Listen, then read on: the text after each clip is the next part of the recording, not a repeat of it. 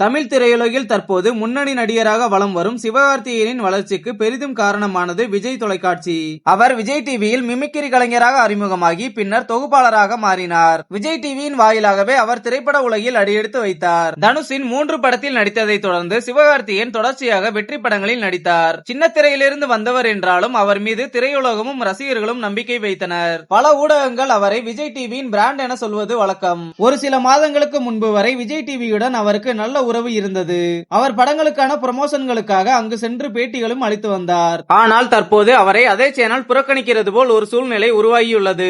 சமீபத்தில் ஈரோடு மகேஷ் தனது பேச்சில் அண்ணா அண்ணா என்று சொல்பவர்கள் பின்னால் ப்ரோ என்று மாறுவார்கள் என கூறி பெயர் சொல்லாமல் ஒருவரை குறிவைத்தார். பலரும் இது சிவகார்த்திகேயனுக்கு எதிரான தாக்கமாக இருந்தது என்று கூறினர். இதனால் அவர்களுக்கு இடையே ஏதேனும் மனவருத்தம் இருக்கலாம் என ரசிகர்கள் சந்தேகம் கொள்கிறார்கள். விஜய் டிவி நடத்தும் ரியாலிட்டி ஷோவில் ஒரு நடிகர் கூறிய துப்பாக்கிய பிடிங்க சிவா என்ற டயலாக்கை கலாய்த்து பேசப்பட்டது.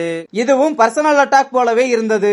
நீங்க துப்பாக்கி மாதிரி ஏதாவது ஒண்ணு பண்ணுங்க இல்லனா துப்பிர போறாங்க என குரேசி கூறியது எதிர்வினையை ஏற்படுத்தியது.